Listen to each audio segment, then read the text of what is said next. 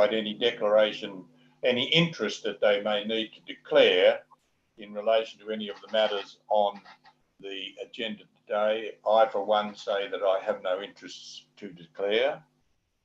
Just going through, Mr. Brown. No interest. Mr. Thorpe. No interest at all. Ms. Small. No interest either, no. Right, thank you. Well, we'll proceed to business. The first item that comes up for consideration is in relation to the property 3-8 Castlefield Street, Bondi, also known as 8A Castlefield Street, Bondi. And there are no objectors registered to speak, but Maddie Smith is listed to speak on behalf of the applicant. Sorry, Ms. Small. What?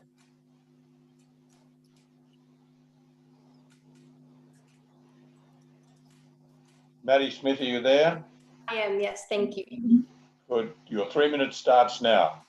Thank you very much. We just wanted to comment that we received no objections for this application and council has recommended this for approval. So we just wanted to register to speak in case there was any questions from the panel.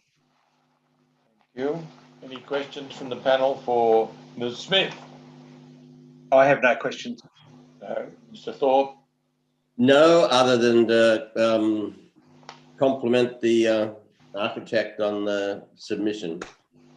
Thank you. And Ms. Small? No, I have no objections, but I also agree. Very good submission too. Well, Ms. Smith, what will happen now is that the panel will retire at the end of this public meeting, and it will consider the material that's before it and make its decision this afternoon, and the outcome will be published on the council website. Great. Your assistance. Moving on to item number 2, which relates to the property at 10 Gibbs Street, Bronte. The first person who's listed to speak is Lynn Joslin. Are you there, Lynn Joslin? Yes, I am. Yes, I can see you. Thank you. Your 3 minutes is starting now, if that's convenient. Thank you. I want to suggest 3 conditions of consent today. Conditions that would resolve any threats to my amenity along the western boundary of the proposal, whilst helping the applicant achieve their objectives. I request that my conditions that I have sent in, I've typed them up. Unfortunately, I didn't provide them with enough time. I'm wondering whether the panel will accept them. We have copies. Thank you. Thank you. Great. Okay, I'd like to talk about window 01 and say to you that window 01 is non-compliant, despite the DBU report giving it a tick for compliance. It's the walls are 550 millimeters from the boundary, and so therefore, you know, the window actually shouldn't exist. The window spans between an old wall of the original building and a new wall. I have furnished you a very artistic diagram that's coloured in to just talk about these walls. The pink is the original building. The blue is a wall that was built by a previous owner. We have it in front of us. You don't have to hold it up if you don't want to. Yeah, okay. And then the brick is, of course, the proposed new wall. All of these walls are 550 millimeters from the boundary. Now, the proposed window spans from the existing window in the old building, and you can see that it crosses into one of the new walls, which of course is 550 millimeters from the boundary. It's suggested to be openable and it's transparent. So given all of your expertise, I'm sure that everyone here knows that such a window is non-compliant.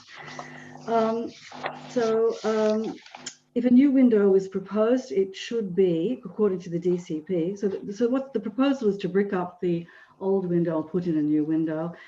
Any new window needs to be spatially located so that it's not directly opposite a habitable room. And of course, what's directly opposite the original window is my bedroom. And so I'm quite anxious about this window. The DBU provided conditions of consent to raise the sill height, but I don't think that the conditions that they suggest actually resolve a non-compliant window or the fire rating requirement or whatever. In fact, I think their condition will simply funnel noise into my windows, which are above the applicant's windows because of the topography, its sloping topography. The room is quite a large room, you know, and it's going to be quite a busy room and a noisy room. And of course, I'm worried about my acoustic privacy. Now, the applicant wants light and breeze over their dining room table, and of course, that is counted against my requirement for a sleep undisturbed by noise overlooking and light spill. I suggest to the panel that the applicant will enjoy a breeze coming through the very large apertures at the northern elevation of this room. And also there's a beautiful cross-flow north-south ventilation in these heritage houses on this street, and I think they will enjoy a breeze that way, and they have a reverse cycle air conditioner. So I think that they will have breeze, and so what we have to do is find them a way of getting light. Now, of course, they could have got light if we'd actually had this conversation earlier in this process, because another non-complying thing is that this wall here, You've got to bring it together. I have a suggestion that the window, as you can see from the written form, that we could actually move the window further away from mine. We could make it smaller. It would need to be double glazed. It would need to be translucent, and it could be not opened. But I'd also like to suggest that the flue of the fireplace and the central heating unit, they will be working really much harder than was proposed with ground floor application, because the heat is going to go up through the staircase. All right, I think we can follow. I would like a flue going up vertically. I'll see if there are any the central heating unit moved. All right, I think we understand that. To a noisy, less. I'll see if there are any questions for you. Okay, thank you. Ms. Jocelyn, thank you for your assistance. Thanks. Has anybody got any questions for Ms. Jocelyn? No. No, I don't. All right, thank you for your assistance, Ms. Jocelyn. And the panel, of course, will take everything that you've said into account. Thank you. The next person to speak is on behalf of the Charing Cross Precinct, Maura Main. Are you there? Mr. Chair, thank you. Yes, I'm here. Good. 3 minutes starts now. Okay, I may not be able, I have to read it, so I don't know if I can actually keep the camera on. You've got 3 minutes. Okay, I would like to say I'm speaking on behalf of Charing Cross Village Precinct, a council-supported community-run resident organisation. Some of the best of the historic developments in this precinct have been listed by council as heritage items, amongst them 8 to 14 Gipp Street. These are matching homes, fine examples of 1920s infill development. Additions to the rear have been carefully managed by council and by owners to support the heritage values of these houses. The street frontages remain original and with features which in some cases have been faithfully restored. The precinct is pleased to see sensitive renovation and extensions to these fine homes to maintain the heritage qualities of this much sought after locality. The precinct has observed many DAs in their development and processing through council. We believe the best practice is for an applicant to engage a suitably qualified architect or heritage architectural specialist, talk to neighbours, council and the community before lodgement. This helps to avoid problems and unnecessary delays. In the precinct's experience, when a DA approval is slow, it can reflect unsatisfactory quality or inadequate recognition of integrating the heritage values. The skills of drafting services and pressures on council for processing may not I think we've got that point. So okay, to an understanding. Okay, delays can also be caused by BCA problems. As you well know, in heritage, it's difficult getting BCA compliance. I'd like to look forward to seeing the panel's considered decision on this application, and thank you for the opportunity to speak. And thank you for your assistance. And I'll just see if the panel members have any questions for you. Any panel member got a question? From Ms. Main. Thank you very much, Ms. Main. And as I said, we'll take that into account. Now, Thank you. On behalf of the applicant, we have Martin Taylor and the owner. Perhaps we'll hear from the owner first, and then Taylor can take up from there. Matt Whale, have you got something to say to us? You Oh, there? yes, thank you for the time.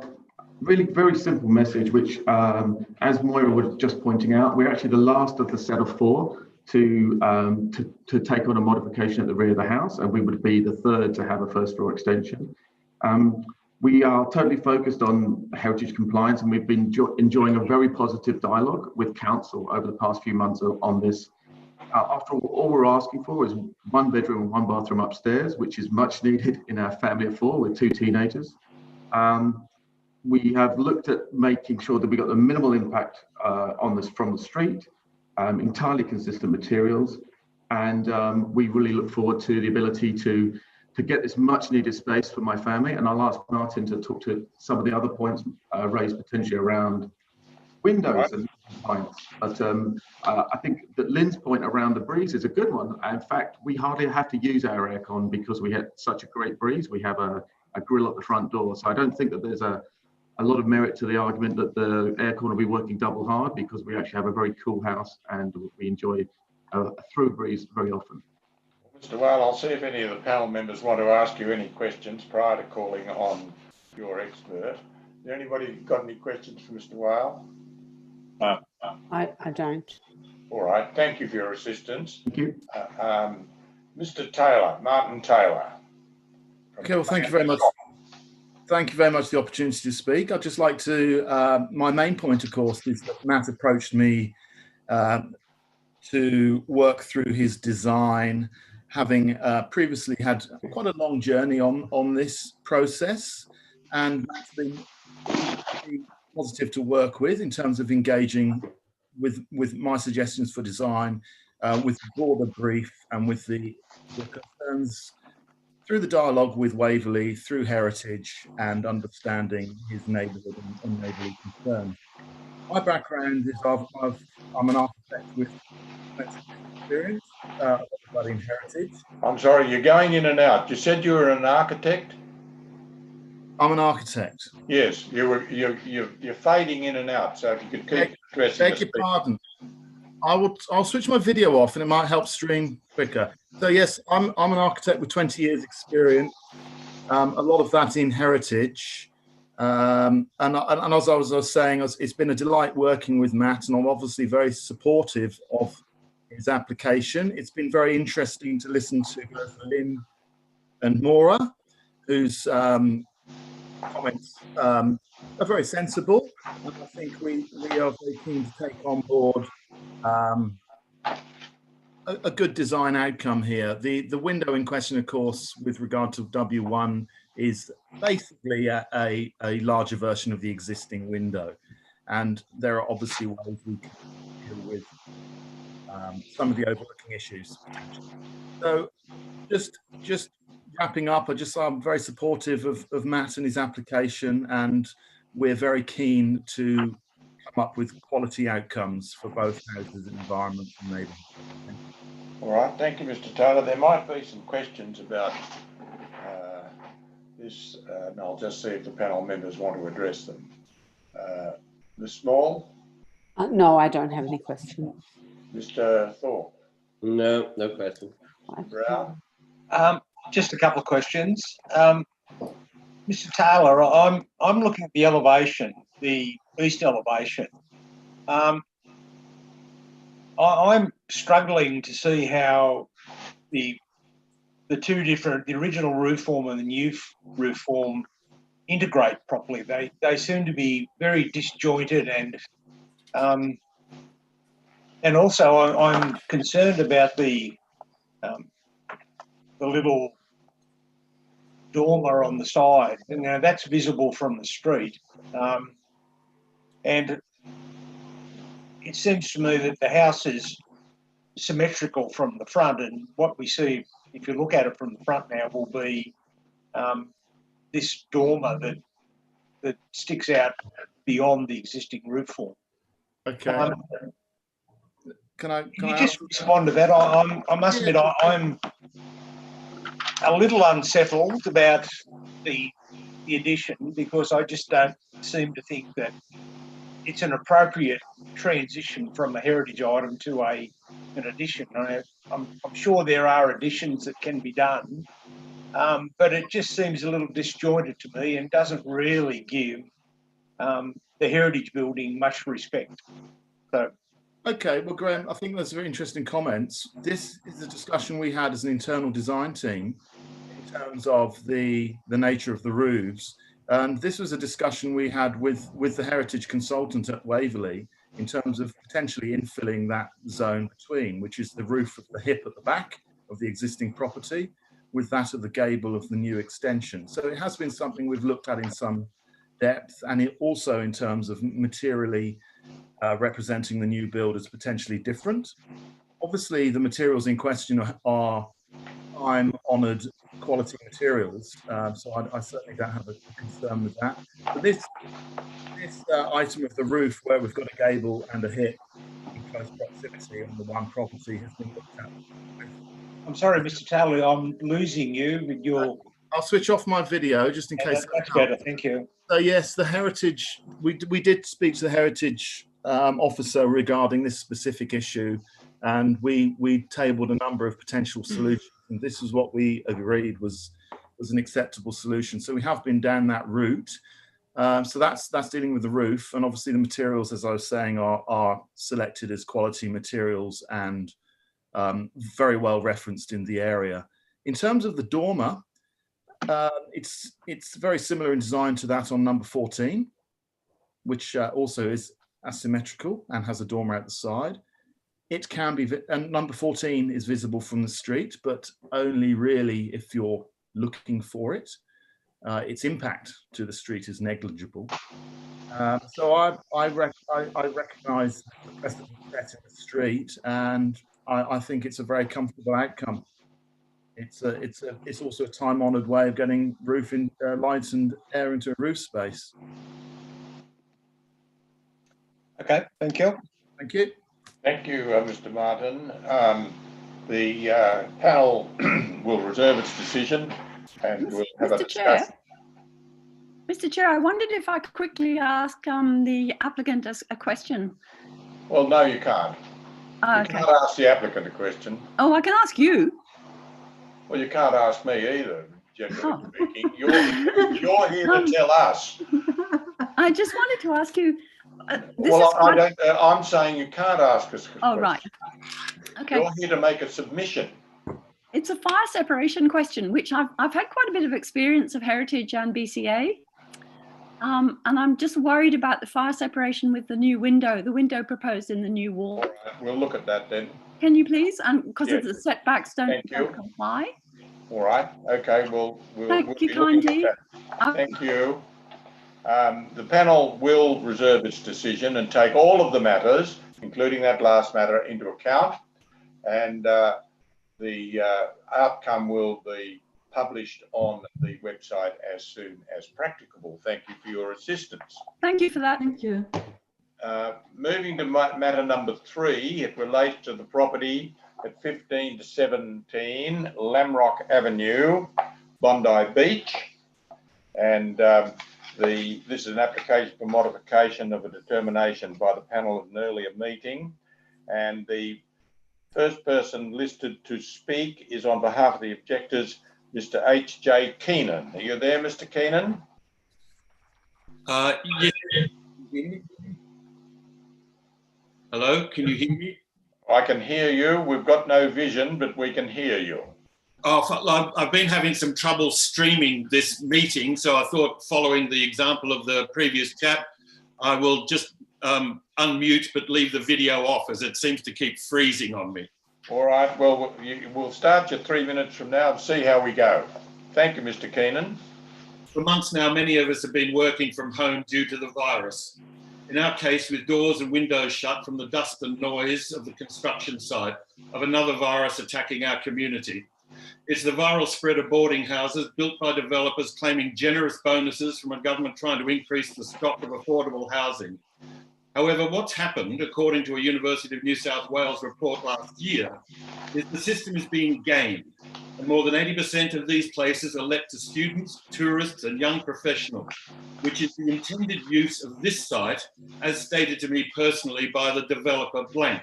Mr. Keenan, can I just help you for a moment? As stated to me personally. Mr. Keenan, I can help you for a moment. This is an application for a modification of an existing approval. And I wish to make a statement.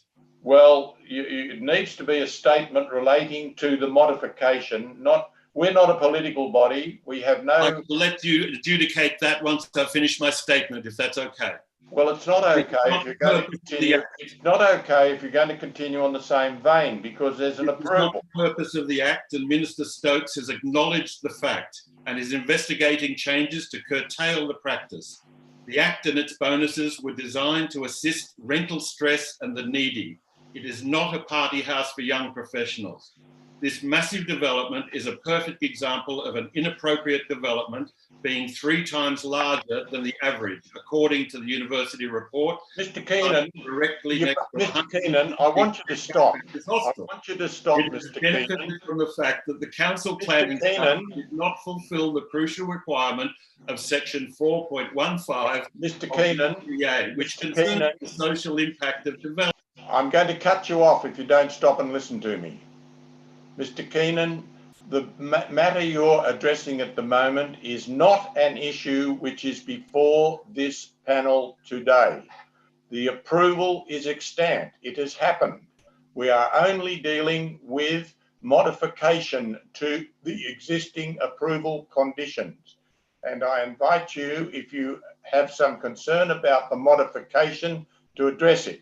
The principle about whether or not there should be an approval one way or the other is not open for debate. That's not me being difficult. That just happens to be the situation. So, Mr. Keenan, I would ask you to address the modifications if that's what you're here to do. If not, then I ask you to desist.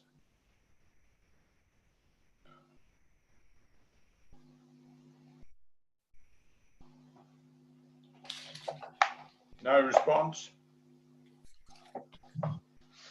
Thank you. Moving on then to the architect, Mark Shapiro.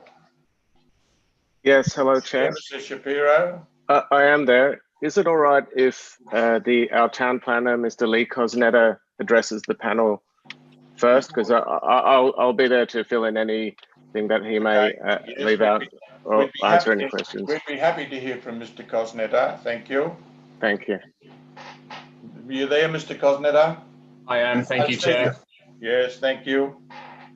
Thank you. And we have Mark Shapiro, architect, also the applicant available, but I might be able to compress to 4 minutes and save everyone the time.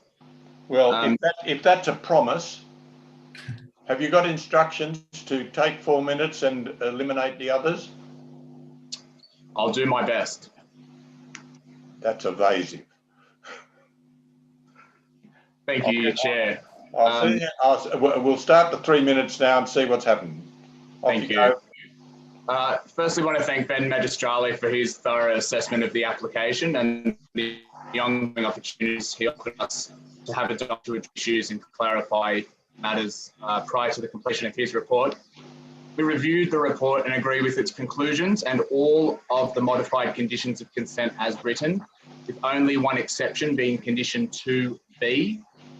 2B relates to the garbage storeroom and collection methodology for garbage and recycling.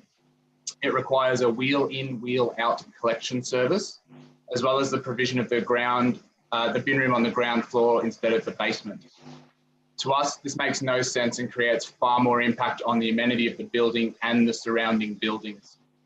In the original application, the planning and waste officers at council accepted that the bins should be located in the basement. It was a member of the panel, a different constituency to today, but a member of the panel that introduced this condition requiring the bin room on the ground level. But the condition did not contemplate or require a wheel-in, wheel-out service. And under that condition imposed by the panel, the bins were still to be left out on the street. In this new assessment, the waste officers have changed their advice and imposed further restrictions that there must be a wheel-in, wheel-out service. The purpose of the service is to ensure that bins aren't left on the street. The concept is that the garbage truck pulls up in front of the site, garbage person collects the bin from the bin room, empties them and returns them immediately. In practice, this process adds a significant amount of time the garbage truck is operating in front of the site. 24 bins are wheeled 10 metres to the bin room between each load. During this time, the garbage truck is parked in the street and stopping traffic in the narrow section of Lamrock Avenue, as already happened. We entirely subscribe to the idea that the bins shouldn't be left out on the street for a long period of time. But for the efficient delivery of the bins into the truck, the bins have to be placed on the street. Adding 480 metres of bin running back and forth from the bin room, 24 bins, 2 trips, 10 metres each way, significantly impacts queuing in the street and generates far more noise and disruption to the neighbouring property. The wheel in, wheel out service is far inferior to curbside collection, which would eliminate the bin running back and forth. So instead, it was our proposal to bring the bins up the night before originally and return them after collection like all the other properties in the street. We've now engaged with 3 separate waste companies to discuss wheel in, wheel out services and collection methods specifically to minimise disruption. We've received the same advice from JJ Richards, Sydney Waste Services and Cleanaway. All have said that on-site service collection will add a significant amount of time, and instead they promote a third-party service, bring the bins to the curbside just before collection in the morning, not the night before, with quick curbside collection with the bins returned onto the site straight after that collection. So we now offer this option to the panel as our preferred solution. Thank you. Means the bins are on the smallest amount of time possible, in the morning only, and reducing the length of time it takes to collect the bins. I have just one more matter I want to summarise, and that is that with this service, the location of the bin room itself becomes irrelevant. What is relevant is the amenity impacts of having the bin room on the ground floor instead of the basement. Bin room on the ground floor has an impact on streetscape activation, loss of landscape in front of the building, acoustic impacts with the bin room right next to boarding rooms, acoustic impacts on the adjoining properties and the units immediately opposite the bin room. The lodgers will have to walk the bins to the bin room through their corridors rather than down a lift into the basement. Odour becomes far more difficult to deal with because the ground floor room would rely on natural ventilation rather than a purpose-built room in the basement. And the hosing and cleaning of the room is far more restrictive and less effective because the bins need to be taken out of the room, placed either in the courtyard, corridors, or in the street for cleaning, rather than in the basement where the whole place can be washed down. All of these are far worse impacts on the amenity of the building, streetscape, and neighbours, and our solution is considerably more sensitive and has less impact. We therefore say the bin room should be in the basement. We'd like condition 2B to be modified to read that the bins are to be retained in the basement until the morning prior to collection, with an amendment required to our boarding house management plan that there is immediate removal of the bins from the curb after collection. It's our intention that the building manager and a cleaning services provider would do this immediately. Is that in the plan of management already? That those. If you have any comments and concerns now, as part of the last panel, we were a little blindsided by this condition. It hadn't been discussed in the open forum and wasn't anticipated. So if there's any questions, we're all here and would like to discuss it with you. Okay, I'll see if there are any questions. Mr. Thorpe? No, other than to say it sounds like an eminently sensible thing to do. Which one? To make the proposed change as the planner is suggesting. Ms. Small? I have a question about the balconies, not about the garbage. Right, well, lead on. You've on I think level 3, you deleted the planter boxes on the balconies, and I think it affects what would be the applicant's feeling of putting those back on, because I felt that was necessary. There's not enough green around in this area, in the building. And my recollection, Mr. Cosnetta, was that they were put there deliberately to deal with privacy. They were twofold. They were to provide some green space to the rear elevation of the building, but also privacy. The visual privacy hasn't changed because we've got conditions and proposed screens on the edges of the building. And the units themselves remain small and of low occupancy, so there's no additional acoustic impact. The plans still have the opportunity for items to be placed on the balcony and pots and whatnot, but the construction detailing of this was particularly looked at. We decided it was a better use of the space to have paving to the edge. It's our preference to have it as proposed, but I understand your concerns. Okay. The balconies to the rear, I must add, the balconies to the rear face essentially a blank wall. The building to the north has all of its openings facing north, bar a frosted, barely openable bathroom window and a slot window in a kitchen. All of their open space is entirely orientated north, and their back faces the subject site. So there's no real material privacy impact on that property at all. Can I add which we think? Oh, sorry. Yes, thank you. Sorry, Lee. Can I add a point to the apologies? Can I add a point to the? I think one of the main drivers also regarding the balcony planters was given the fact that they were to a private person's balcony. The maintenance was going to be a bit of an issue, that you have to gain access to, a lodger's balcony, and there wasn't sufficient confidence that the lodgers would adequately maintain the planting, as opposed to all the other planters, which could be located and maintained from a common access. So that was another point as well. Aren't these planters in a corridor? No, they're on the access from the balcony of the units. So the person who's in the unit would have to water them. Yeah. Yeah. So that, I think that was the main point as well. Yes, thank you. Anything further, Ms. Brown? No questions, thank you. Thank you. So the panel thanks you for your assistance, and will obviously consider the matters that have been put to it during its deliberations, and the outcome will be published on the council's website. Thank you, Chair. Thank you, panel. Moving on now to number 4, which relates to the property 19 Delview Street, Tamarama. No objection listed to speak. The person who wishes to address is Jenny Askin, and Jenny Askin has also lodged a written submission.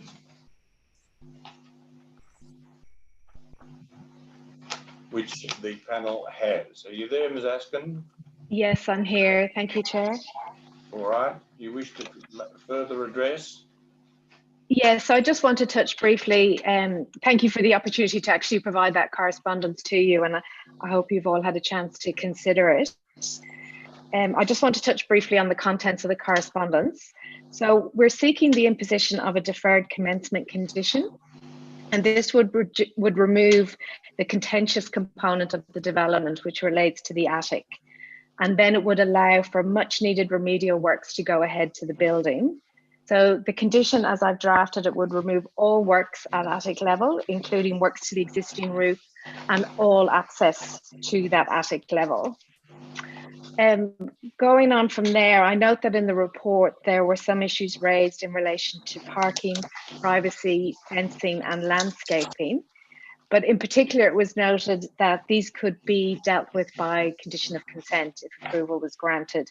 And I understand that the council staff have now drafted conditions of consent, but we've also provided or suggested some conditions in my correspondence, and that relates to each of these issues.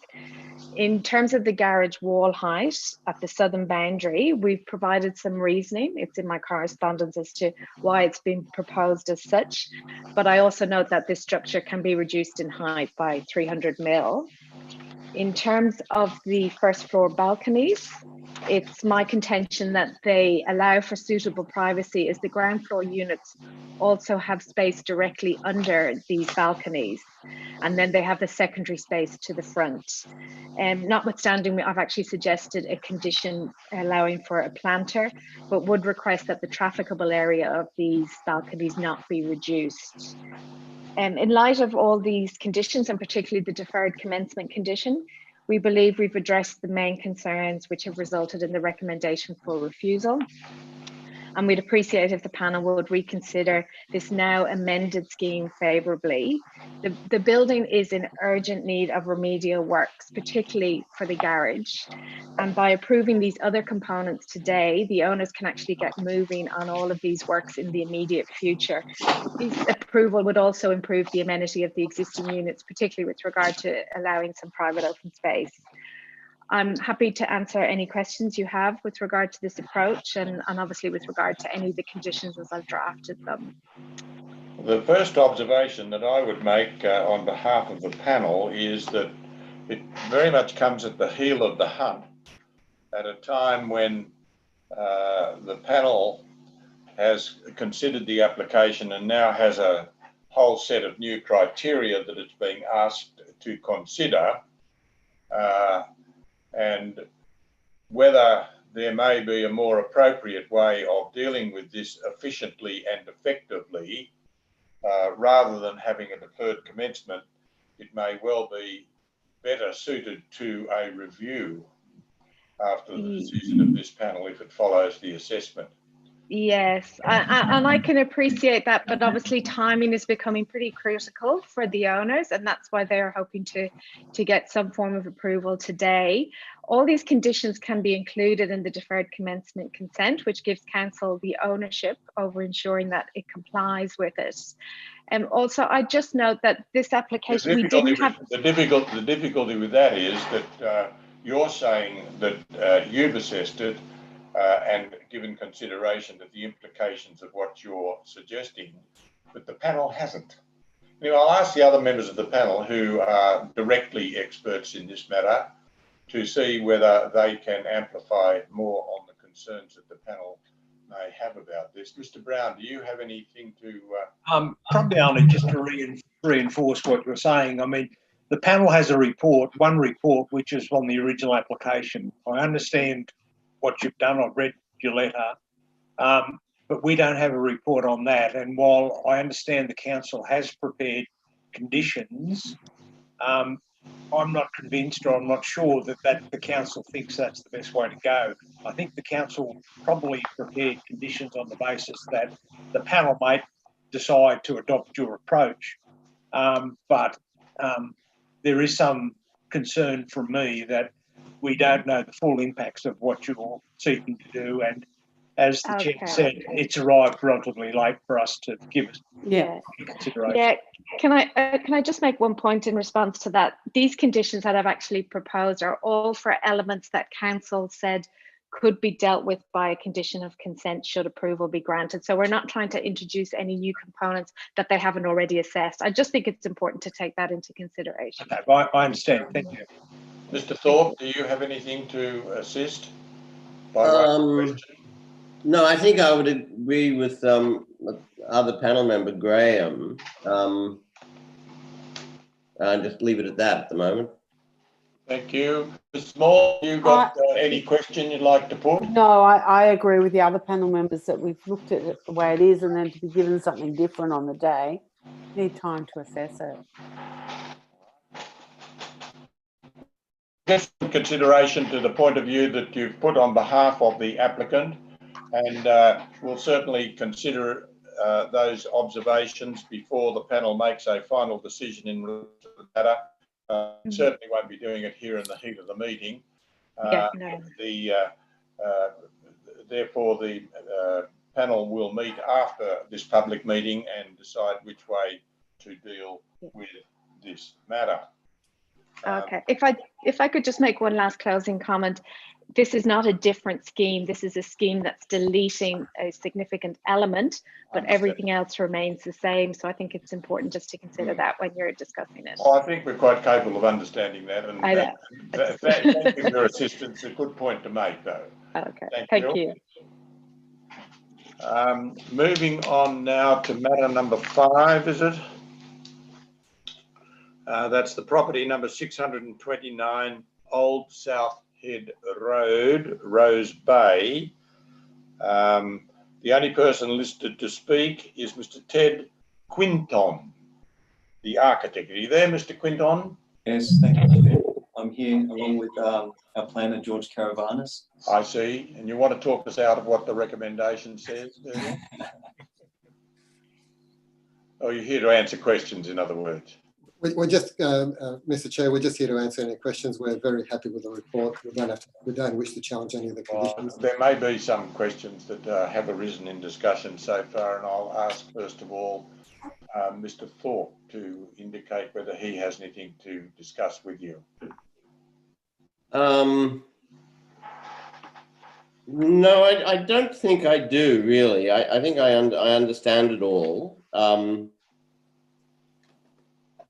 I guess it's a question of the. No, look. Let's not go there now. I'll carry on. Thank you. All right, Ms. Small. No, I don't have any questions. Okay, and Mr. Brown.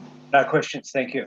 All right, thank you. Well, the panel will use the material that it has before it to make a final decision in relation to this matter. And as I said, with the others, the outcome will be published on the council website. Thank you, Mr. Chair. Thank you. Thank you for your attendance. What is this matter?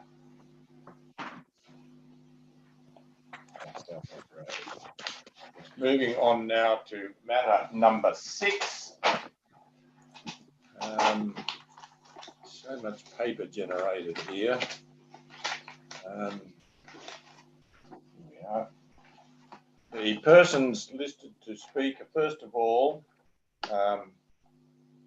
an objector, Ms. Eleni Emvolomos. Are you there?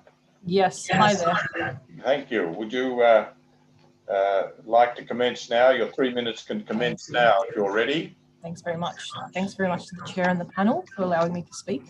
My name is Eleni Emvolomos and I'm a town planner speaking on behalf of the residents of 122 to 128 Hewlett Street in Bronte.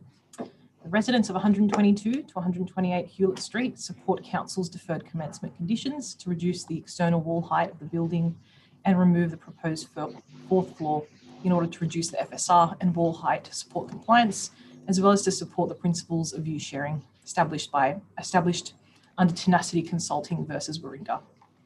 When viewed from the street, the development will have a similar scale compared to its eastern and western adjoining neighbours. However, it should be questioned whether a single dwelling house should be of a similar scale as a multi-storey apartment block. Nearby single dwellings along Hewlett Street are modest in scale and size, which are a prevailing feature of the desired future character of the locality for development of this scope. The residents of 122 to 128 Hewlett Street, Bronte support council's deferred commencement conditions for the proposed development. Any further development on the site should ensure compatibility with the local area and address the issues raised. Thank you very much. Thank you. Any questions? Mr. Brown, there's been some discussion. Do you have anything? No questions, thank you. Yes, Mr. Thorpe? No questions, thank you. Ms. Small? No, I'm fine. No questions. Thank you. Thank you for Thank you very much. assistance. And now I'll ask the representative of the applicant, Mr. Brett Brown from Ingham Planning, to address the panel. Are you there, Mr. Brown? Yes, I'm here. Thanks, Mr. Chair. Mr. Brown, we have your late Ingham Planning submission dated the 12th of December, and I've read that, and you've got 3 minutes from now and we'll see where the questions lead afterwards. Okay, thanks for your time today, panel and Mr. Chair. Hopefully we've had time to read our submission on the council's report. It came as a little bit of a shock to us that would be the recommendation, because we worked very closely with the assessment planner on the application, and following her coming out to the site and having a look at the situation and making some recommendations about how we should treat that top level, we understood that we might be able to get a recommendation for approval on the property. All right, well, let's accept that and let's get to the merit. Yeah. So just in that regard, if we go through to the letter that I've sent you. Yes. I mean, the only issue that council really has raised is the bulk and scale of the building. And obviously we're in a difficult situation here where we've got a floor space ratio which is existing on the site. It's a very large, bulky, unarticulated box of a structure. But what we're trying to do is accommodate that floor space in a better way, a way that improves the streetscape and a way that improves the visual quality of that site. And hopefully you can see the comparison of the existing building and the proposed building in that submission and in council's report, and the articulation that the new proposal provides compared to the existing situation. So in doing that, in articulating the building, that really necessitates providing that extra story. Now, the extra story fully complies with council's height control and predominantly complies with the wall height control. And its impacts really come down to a merit assessment of whether you think it is a better outcome and sits with the streetscape or it doesn't. The council's assessment has looked at view loss in a lot of detail. There's a very detailed tenacity assessment, and it concludes that the level of view loss of the proposal is not unreasonable. And we agree with that assessment, and it was part of our submission that was the case. Following our review of the objectors' submissions and the provision of photographs of those views, it's got to be remembered that some of those impacts would be caused by a complying development in any event. You can see in figure E of the late submission, that's the view that of the building that is seen by the objectors to the west in the apartment building. And you can see there that, you know, the building almost fully complies with all the controls in terms of the height. There's a slight non-compliance with the wall height, sort of closer to the street, but certainly the roof structure, which contains the additional level, fully complies. And the amendment that was made turned that additional level into something that was more appealing as far as the view of the site goes to the neighbours, and contain that floor space within that roof type structure to address the staff concerns about that. Now, Mr. Brown, I think there may be some benefit from having a discussion with the expert planning and architectural members of the panel, so that if you want to make any more points, perhaps you should do that quite concisely and quickly, and then I'll hand over to the panel members to have a discussion with you. Sure. So apart from the bulk and scale, yes, apart from the bulk and scale issue, and I guess this issue is slightly related to the bulk and scale, and that's that it's also proposed to delete a car space from the application. We don't understand why that's the case, apart from the fact that it's in excess of council's requirements. We've included that as part of the floor space calculations, but council is suggesting that we replace the parking with storage, which means that it will have the same floor space and will have the same visual impacts as the development as proposed. So that's part of the issue in terms of bulk and scale as well. Right. I think we understand that argument. Yes. So happy to hear some questions. Yes. Who does anyone want to engage with Mr. Brown? Yes, Ms. Small. Thank you very much. Okay. I had a look at it. I have a question for you. Sure. With it being over the height limit in some places, have you considered actually reducing the floor to ceiling height of the garage, because it's currently about 2.8 to the ceiling, and reducing that down, and also maybe sinking the garage slightly, because you could actually ramp it down? Because if you did that and reduced all that one, then all the height limits of all the levels above would come down, and it would reduce the impact of exceeding the height limit. Sure, we could look at that option, and I do believe that would be achievable. I guess we haven't looked at height per se, because no issue has been raised specifically with the height. I guess it does relate to the visibility of the building. So if we can reduce the amount of building that we see, we can certainly explore that as an option. Would you reflect on between 300 and 400 millimetres? Look, the architect's watching the meeting, but she's not connected, but I can just quickly check with her whether that's achievable on the site, if I'm able to do that. Yeah. Worthwhile, I think. Yes. Oh, one moment. I'll just mute myself.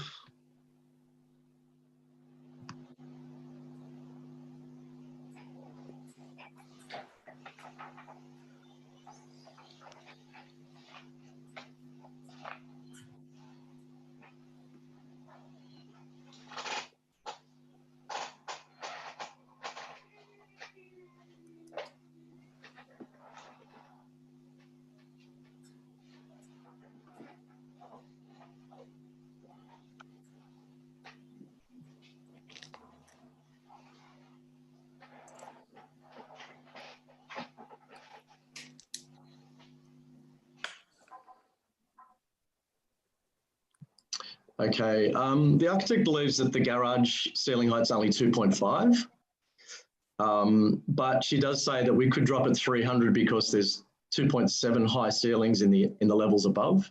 The top level's only 2.4 because we have to try and minimise the height of that level. So if we took 100 mils out of each of the other three levels, we could achieve the 300. Also, you could just, yeah, drop the level of the garage. 100 mil out of each ceiling height. Is that what you're saying? Or drop the level of the garage level below the current level proposed. By 300. So reduce the overall height of the building by 300 would be a condition we could live with. Don't think it has any implications for the access to the garage. No, because the street level is actually higher than the garage level is higher than the street level. Yeah. Yes, does that satisfy your discussion, Ms. Small? Thank you. Yes, it does. Thank you. Mr. Brown? Just a question, one question. Mr. Brown, I've read your letter and it's an R3 zone. Correct. Do medium density development have the same FSR and the same height as residential development? I think the FSR is potentially lower. It's a standard, I think it's 6:1 is what applies to multi-unit housing, whereas the dwelling one is based on the size of the lot. Right. It's like a sliding scale once you get past a certain site area. But it is an important point that's been raised, and look, there is potential for this dwelling to become an apartment building at some time in the future, and that's why we thought it's better to future-proof this application by having the additional car space, that if that does happen at some point, then obviously it's a new building, wouldn't need to be reconstructed. It's been built generally in accordance with the controls. There's not a huge difference between the two controls for the two different types of buildings, but we're proposing a dwelling house at this point, so that's what we have assessed. Okay. Look, the reason I ask is, of course, normally you would get higher density development having greater floor space ratio and a greater height, or potentially a greater height than a residential building. So it's more about the form that can be expected in that location. So, yeah, I understand. And I guess the thing here is that the character of the area is probably greater than the controls anticipate. There is a lot of four-storey development, including the adjoining flat building. Thank you. Mr. Thorpe, you want to add to the discussion? No, I don't think so. I think I understand the various options and possibilities. Thank you. All right. All right. Well, thank you, Mr. Brown, for your assistance. And as you've heard in relation to the other matters, the panel will now retire in private session and make the necessary determinations, and the outcome will be published on the council website. Thank you for your assistance. Thank you for your time. Now declare the public session of the Waverley Local Planning Panel meeting closed. Tell me when the public are gone.